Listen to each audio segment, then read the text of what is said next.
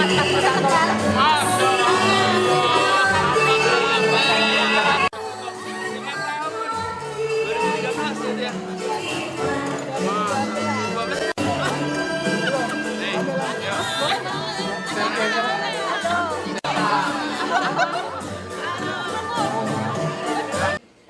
Bapak-Bapak Ibu, para pengurus, para anggota perkumpulan ahli dan dosen Indonesia, jadi semuanya, Assalamualaikum warahmatullahi wabarakatuh. Saya senang sekali, betul, malam hari ini bisa ketemu dengan para dosen, para ahli dari seluruh Indonesia. Ya. Jadi kami bersyukur sekali. Jadi ke waktu itu acara banyak gitu lihat daftar. Begitu lihat ada kata dosen, rasanya seperti panggilan dari kampung halaman. Bukan hanya saya, Bapak Ibu semua. Saya betul, saya adalah bekerja di kampus. Tapi sebenarnya tidak kalah penting. Saya sebenarnya tumbuh besar dalam keluarga yang ayah ibu saya dua-duanya dosen. Jadi ibu saya dosen, ayah saya dosen. Dan mereka dipertemukan juga oleh kampus. Jadi ketemunya juga dalam konteks kampus. Ibunda itu dosen di UPI, sekarang UPI. Waktu itu kebetulan fakultasnya sama ini dengan Prof. Bunyamin di FPIPS waktu itu. Ayah saya dosen di UII di Jogja.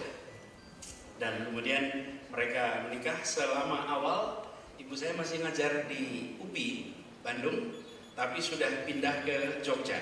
Jadi di dalam kandungan saya udah datang ke ruang kelas. Ya, karena status mutasinya belum selesai, sudah pindah ke Jogja, tapi statusnya masih di Bandung. Jadi beliau naik kereta api rutin Jogja Jakarta. Pada waktu itu saya masih dalam kandungan, nggak tahu itu nanti risetnya gimana, ikut mendengarkan atau tidak itu bayi dalam kandungan itu waktu itu. Jadi saya tumbuh besar dalam keluarga yang dua-duanya, dan saya tinggal hanya 500 meter dari kampus Universitas Gadjah Mada. Jadi saya di komplek itu, makanya masa kecil saya mainnya di kampus. Jadi kalau saya datang ke kampus itu lihat gedung-gedung, rasanya lihat lapangan main saya yang hilang dulu. Karena dulu main di lapangan-lapangan itu sekarang sudah berubah menjadi gedung-gedung. Nah, ketika dapat kabar bahwa berkumpul di sini para ahli, para dosen seluruh Indonesia, saya bilang ahlan wa sahlan. Selamat datang di Balai Kota DKI Jakarta. Dan tadi sudah disampaikan betapa luar biasa perjalanannya. Tadi kalau kita dengar cerita yang disampaikan tadi oleh Prof. Antoni, beliau padahal barusan sakit ya tadi. Kita doakan mudah-mudahan beliau segera pulih, sehat lagi, dan kalau lihat semangatnya memang luar biasa. Kita beri tepuk tangan untuk Prof. Antoni. Dan juga Pak Ketua Panitia yang pidatonya luar biasa spiritnya tadi. Pak Ketua Panitia luar biasa. Mudah-mudahan ada rekamannya itu Pak nanti. Karena itu very spirited remark. Kita memang harus sekalian, menurut saya ini harus dikembalikan. Kita harus kembali dengan pesan-pesan kuat yang menggerakkan, yang menggugah. Karena Republik ini dibangun oleh ide, oleh gagasan, diterjemahkan dalam kata-kata yang menggugah, lalu dikerjakan dalam kerja-kerja yang tuntas. Ini yang menjadi pesan, dan itu saya percaya sekalian bahwa kita dalam bekerja tidak cukup hanya kerja saja, tidak cukup. Kita harus melakukannya gagasan dulu. Harus ada gagasan. Ini harus ada gagasan dulu. Ini kalau ada ngomong gitu jadi rame, bukan padahal maksud saya tidak cukup hanya kerja.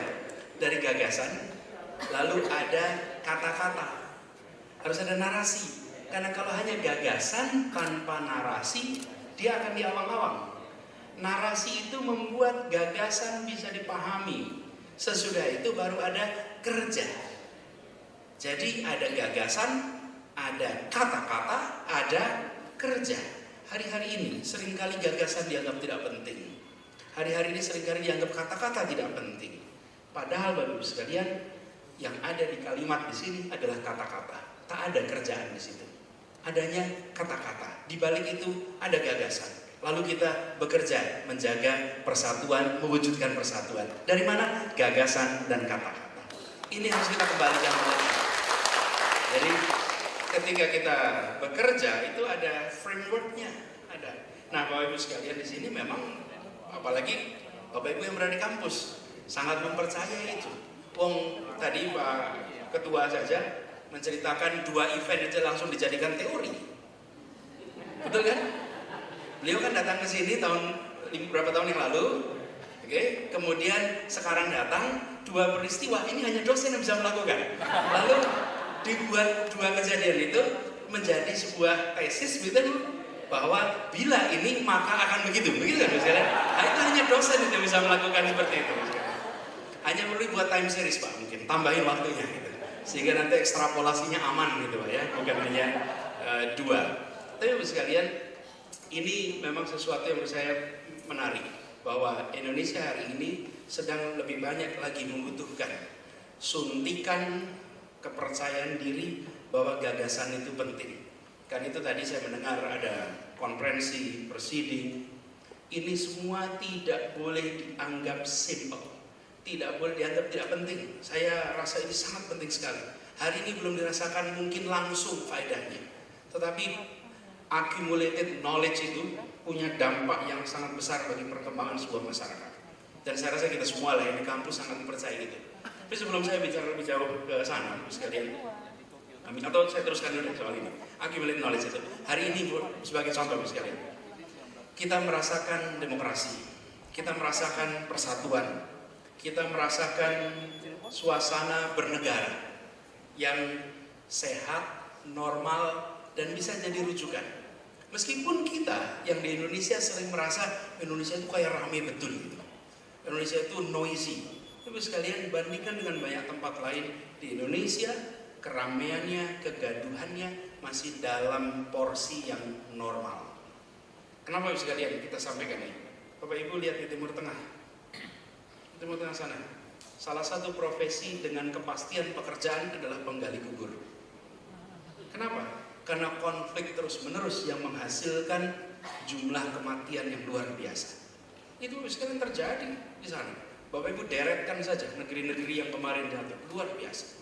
Di Indonesia hari ini dengan segala macam keramaiannya, peaceful, dengan segala keramaiannya, dengan segala macam keriuhannya. Tapi ini tidak terjadi sekarang saja, pondasinya dibangun dulu. Bapak Ibu melakukan rakernas di Jakarta, tempat kita berkumpul. Tadi pada foto nggak di depan? Pada foto ya? Bagus nggak tempatnya? Bagus. Tempat itu usianya 2 abad. Tempat itu 2 abad. Dan 500 meter dari tempat ini adalah gedung Pancasila yang tidak kalah tua. Dan di gedung Pancasila itu, para penyusun Republik ini berdiskusi merumuskan yang disebut Piagam Jakarta, yang kemudian kita kenal dengan nama Pembukaan Undang-Undang Dasar 45. Bapak Ibu, itu semuanya adalah akumulasi konsep. Belum ada kerjanya itu. Itu akumulasi konsep. Akumulasi di situ. Tapi tarik lagi itu ke belakang. 2 kilometer di tempat ini namanya Keramat Raya. Di situ lokasi 1928 saat para pemuda berkumpul dan merumuskan Sumpah Pemuda. Dan Sumpah Pemuda itu menyatakan satu, kira-kira ya, satu bangsa, kira-kira, kemudian satu tanah air, dan satu bahasa persatuan. Jangan satu bahasa, satu bahasa persatuan. Bapak Ibu semua, 45, 28, lalu 3 km dari sini namanya Pegangsaan Timur. Di situ deklarasinya proklamasi kemerdekaan kita. Jadi di tempat ini, Bapak sekalian, yang tempat Bapak Ibu sedang berkumpul, itu adalah lokasi di mana perjalanan bangsa kita itu menemukan milestone utamanya. Dan tidak jauh dari gedung Pancasila, itu namanya Jalan Budi Utomo. Kenapa disebut Jalan Budi Utomo? Karena disitulah tempat didirikannya Budi Utomo. Itu lokasi dekat Jalan Gatot, dekat Rumah Sakit Gatot Subroto. Sekitar sini bisa dari 08 ke 28.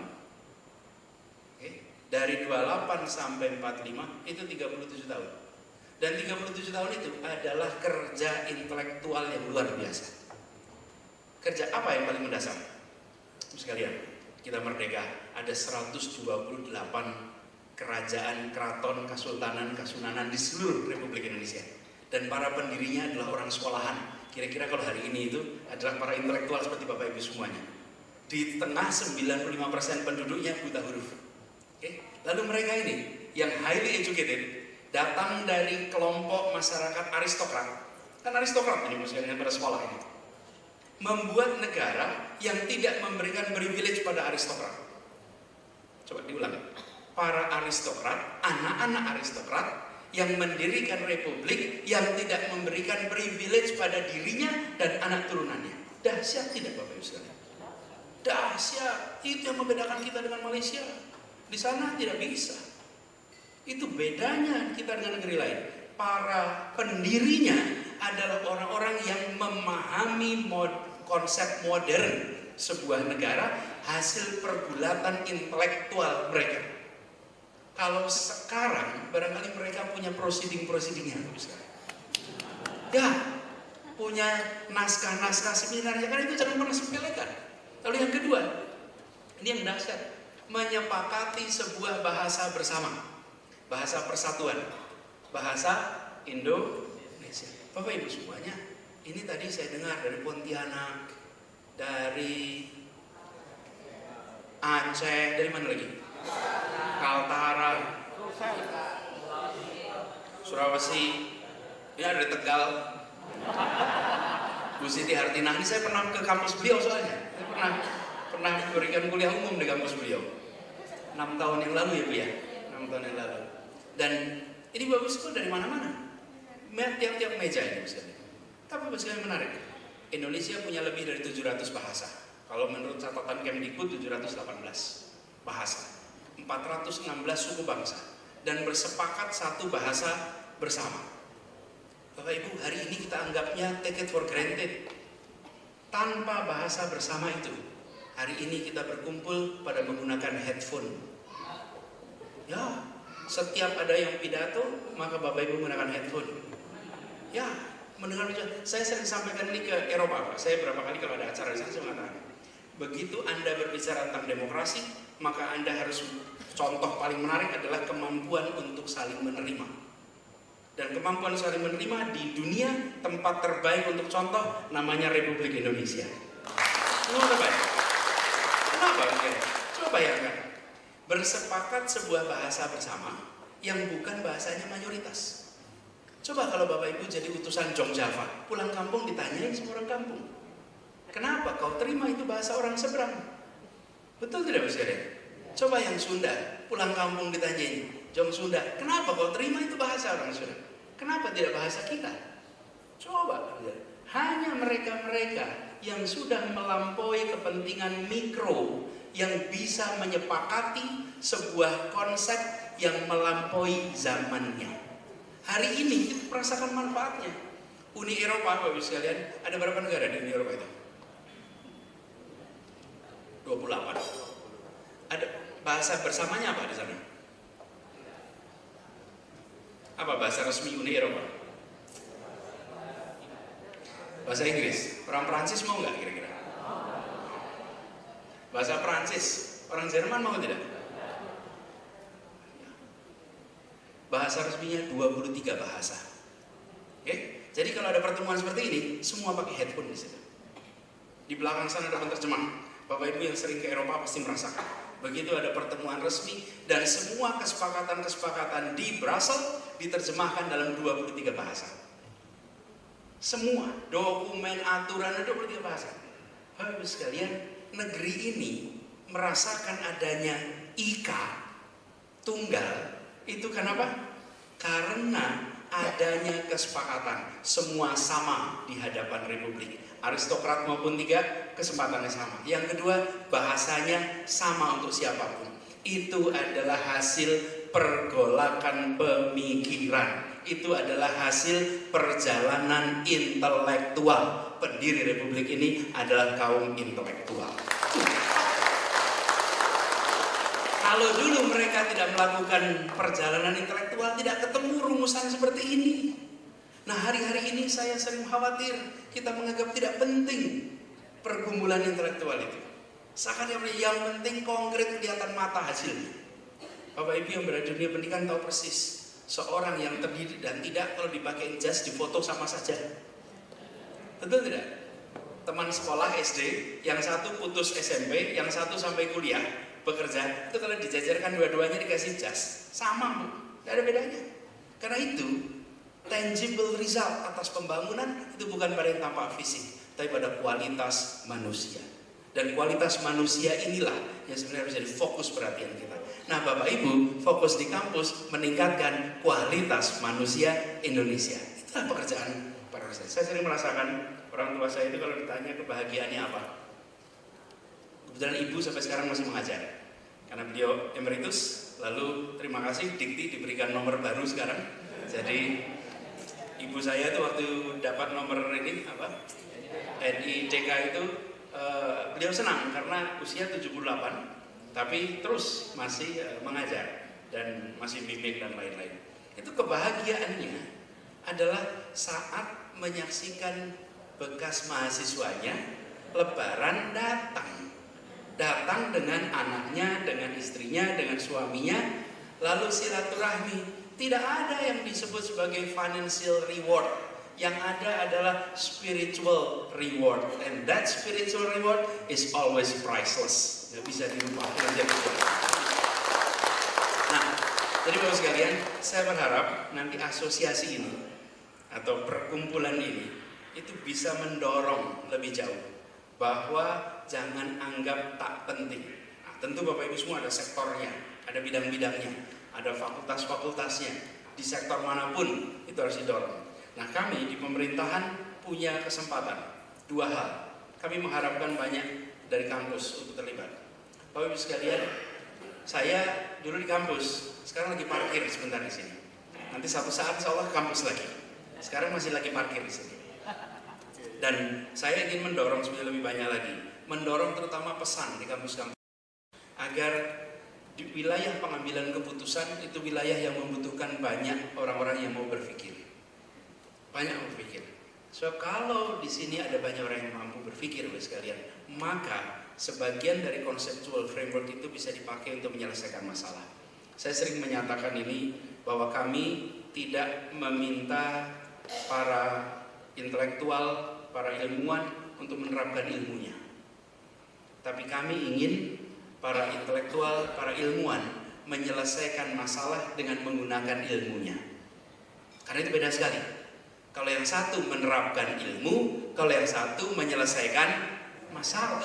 Yang kami butuhkan adalah menyelesaikan masalah, bukan menerapkan ilmu.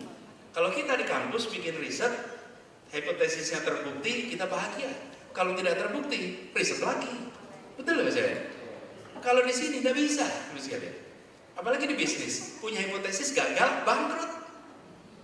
Bangkrut, tidak bisa kemudian, oh mari kita ulang lagi, tidak bisa. Tidak bisa. Kalau di kampus we have to luxury. Karena itu sekalian, kami mengharapkan sekali keterlibatan dari sekalian, terutama untuk menyelesaikan dan sebagian praktis aplikatif, sebagian konseptual.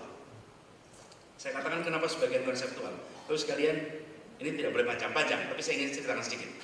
Saya dulu ketika di kampus sambil aktif namanya Gerakan Indonesia Mengajar, mengirimkan anak-anak ke pelosok-pelosok tanah air. Ini banyak mungkin murid-murid Bapak Ibu semua mahasiswa yang setelah lulus menjadi pengajar muda. Jadi alhamdulillah saya ditakdirkan untuk melihat banyak tempat di Indonesia yang kondisinya berat. Karena Indonesia Mengajar itu hanya mengirim ke tempat yang menantang. Kalau tidak menantang kita nggak kirim ke tempat itu. Menantang secara apa? Geografis, sosiologis, itu biasanya menantang. Minim infrastruktur. Jadi saya sudah lihat banyak tempat, termasuk menyaksikan kemiskinan, Bapak Ibu. Kemiskinan di banyak tempat. Lalu saya dapat tugas jadi calon gubernur di sini, yang sebetulnya saya tidak pernah merencanakan sebelumnya. Saya mulai kampanye keliling, mendatangi kampung-kampung di Jakarta.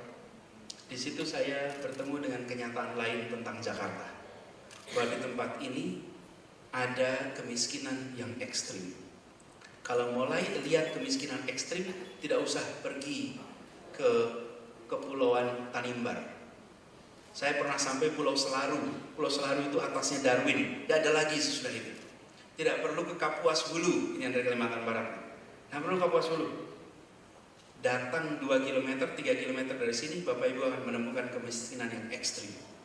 Di Jakarta, kemiskinan ekstrim. Di sana, miskin halaman luas, miskin udara bersih, miskin ikan tersedia. miskin tanaman tersedia, miskin bersama sanak saudara. Di sini miskin dalam kesendirian, miskin dalam ruang yang amat sempit, miskin di dalam polusi yang amat tinggi, miskin dalam ketidakpastian pekerjaan, miskin tanpa sumber daya.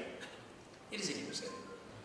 Jadi saya yang rasanya pernah lihat kemiskinan, ketika mulai kampanye saya merasa seperti orang yang belum pernah lihat kemiskinan.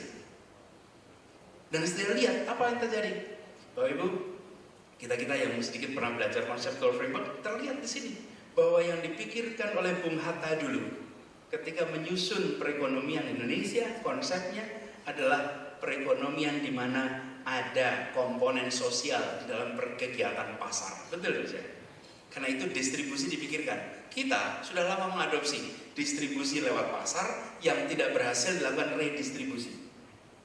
Padahal gagasan Bung Hatta dulu adalah distribusinya dilakukan bersama kegiatan pasar yang biasa disebut dengan social market economy.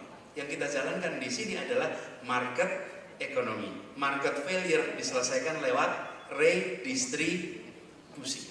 Akibatnya gap luar biasa. Di Jakarta yang penghasilannya di bawah 1 juta jumlahnya 3 juta orang dari 10 juta penduduk. Bapak Ibu kira-kira rasakan kalau 1 juta itu bisa apa ya di Jakarta, dan itu jumlahnya 3 juta orang. Jadi kalau saya ditanya PR terbesar yang dihadapi oleh Pemprov DKI adalah salah satunya utamanya membereskan masalah ketimpangan yang ada di kota ini. Kalau kita bikin survei kelas menengah ditanya apa masalah terbesar, kita akan bilang macet, kita akan bilang banjir. Bapak Ibu tanya warga Jakarta keseluruhan, maka mereka akan menjawab nomor 1 biaya hidup, bukan kemacetan. Nomor 2 adalah biaya pendidikan. Nomor 3 adalah kesehatan. Itu top 3. Karena itu kenapa kita punya program namanya DP 0 rupiah. Karena kita ingin warga Jakarta punya rumah. Bapak Ibu, orang Jakarta, warga di Jakarta yang ngontrak rumah itu 48%. Separuh itu bukan pemilik lahan, separuh itu numpang di kota ini. Lah pemerintah melihat masalah ini, no. Kita selama ini tidak banyak fokuskan di situ. Fokuskan 48%. Jadi kalau ketemu warga, tanya Anda kontrak atau tinggal rumah sendiri, hampir pasti jawabannya di mana sandang pangan papan. Ini yang dijanjikan oleh para pendiri republik, membuat sebuah negeri di mana di situ ada keadilan, dan keadilan itu artinya akses pada sumber daya. Bapak Ibu kalau punya rumah di Jakarta, punya tanah di Jakarta, tambah kaya. Kalau tidak punya tanah, tambah tertinggal secara relatif. Punya tanah itu artinya harganya akan naik terus. Punya aset, kita dimudahkan kredit motor, dimudahkan kredit mobil, tapi tidak dimudahkan kredit rumah. Efeknya nilai motor mobil itu mengalami depresiasi. Kalau tanah mengalami apresiasi. Udah, dari situ udah kita lihat, ini diamkan 30 tahun, gap di kota ini akan lebih dahsyat lagi. Udah langsung bisa diekstrapolasi itu. Udah, yang punya tanah akan makin makmur, yang tidak punya akan makin rendah. Jadi Bapak sekalian, saya melihat masalah-masalah ini berharap Bapak Ibu mau berkenan untuk lihat ibu kota. Lihatlah ibu kota sebagai lahan berpahala. Lihat ibu kota sebagai tempat di mana di situ banyak tantangan. Nanti bantu kami untuk ikut menyelesaikan masalah yang ada di ibu kota ini.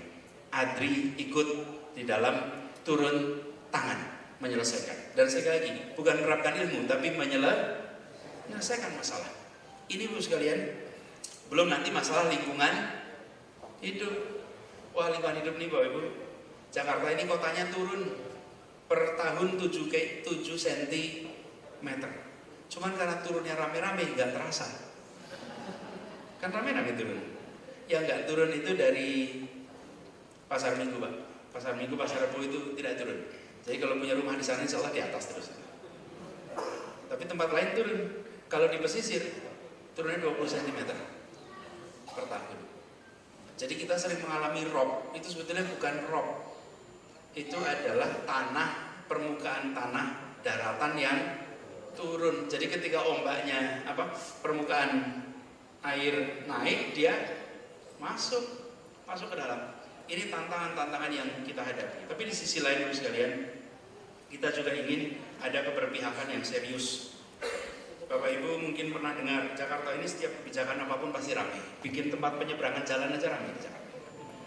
Ya namanya pelikan crossing. Sampai, nah ini cerita ibu saya lagi. Ibu itu sampai bilang apa itu pelikan crossing itu. Di Jogja nggak ada itu namanya pelikan crossing. Ini pelikan crossing itu pedestrian light control crossing. Tapi coba di sini. Kami kemarin membuat sebuah kebijakan mengizinkan sepeda motor untuk lewat di Jalan Tamrin Sudirman. Banyak diprotes. Menurut survei yang dilakukan Kompas, lebih dari 60% penduduk Jakarta tidak setuju dengan kebijakan itu. 60%. Jadi mayoritas tidak setuju dengan kebijakan mengizinkan motor. Tapi kami bertahan motor boleh masuk Jalan Sudirman dan Tamrin. Mengapa? Saya beritahu mengapanya. Ini pakai data, sekalian. Per hari pengantaran menggunakan motor ke Jalan Sudirman Tamrin jumlahnya 480.000 pengantaran. Oke, setengah juta. Setengah juta ini dari mana? Rumahan. Pesan makan siang, pesan makan pagi, pesan snack, pesan itu. Jadi sektor modern, industrial, dan sektor rumahan tradisional itu tersambung lewat apa? Digital dan transportasi. Kalau ini tidak kita sambungkan, maka gap di tanah ini akan menjadi lebih besar. Kalau sekarang yang di bawah ikut terbawa oleh pergerakan yang di atas, karena itu kita katakan izinkan 480.000 itu bisa mengantarkan delivery setiap hari, meskipun gubernurnya harus dikritik terus mana-mana. Karena lebih baik yang di bawah itu merasakan. Dan Bapak Ibu yang belajar, yang menguasai perekonomian masih tahu persis. Di sini namanya link menggerakkan perekonomian itu. Jadi Ibu sekalian, kami berusaha untuk mengambil kebijakan-kebijakan di Jakarta itu dengan data. Dan alhamdulillah adanya ini membuat Grab dan Gojek bisa menjadi supplier data. Karena mereka punya pergerakan pengantaran-pengantaran yang mereka lakukan. Ini semua Ibu sekalian yang kita ingin lakukan. Nah, saya berharap nanti dengan Adri mungkin suatu saat kita bisa duduk sama-sama, dan saya berharap Jakarta bisa salah satu wahana untuk Bapak Ibu berkarya di sini. Tapi sekali lagi bukan menerapkan ilmunya, tapi menyelesaikan masalah yang ada di kota ini. Dan saya berharap juga pesan terakhir Bapak Ibu semua, para mahasiswa, tolong di-encourage untuk mau masuk sektor publik. Mau masuk, kenapa? Kami membutuhkan PNS yang mau berkarya dengan idealisme. Dan kami ingin para sarjana masuk ke institusi pemerintahan dan masuk ke wilayah politik juga. Di kampus ini memang unik, saya juga mengalami ini. Di kampus itu kalau ada dosen jadi caleg dipermasalahkan. Betul ya? Ya, betul. Kalau ada dosen jadi caleg itu, jadi saya bilang ini gimana sih? Kalau ada orang bermasalah masuk politik tidak dipermasalahkan. Kalau ada orang tak bermasalah masuk politik dipermasalahkan. Lah kapan politik beres? Kalau orang yang tak bermasalah malah dipermasalahkan masuk politik.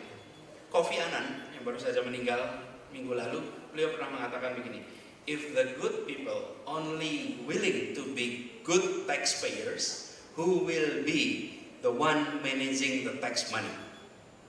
Jika orang baik hanya mau menjadi pembayar pajak yang baik, lalu siapa yang akan mengelola uang pajak kita?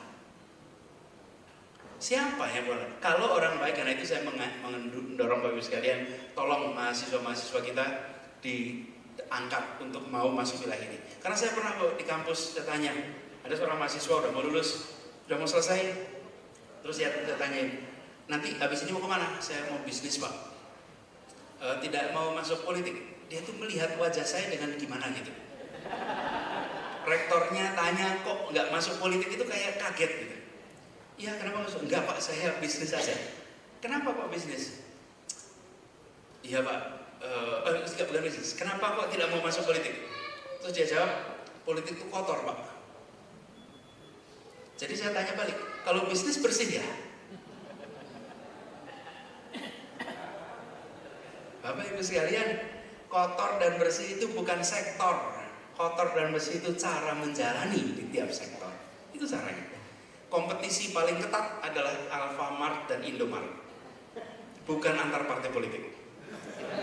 Nah, jadi kalau Bapak Ibu mau tahu, kompetisi paling ketat di seluruh Indonesia itu adalah Alfamart dan Indomaret. Itu kompetisinya luar biasa, di mana saja, kapan saja. Partai politik itu malah ramainya kalau menjelang pilkada saja. Sesudah itu mulai tenang lagi. Jadi Bapak sekalian, saya ingin berharap pesan terakhir, dorong anak-anak kita mau menjadi PNS, mau masuk di wilayah, tapi jangan semuanya. Kalau semuanya repot nanti kita bisa. Kita perlu bagi-bagi sektornya.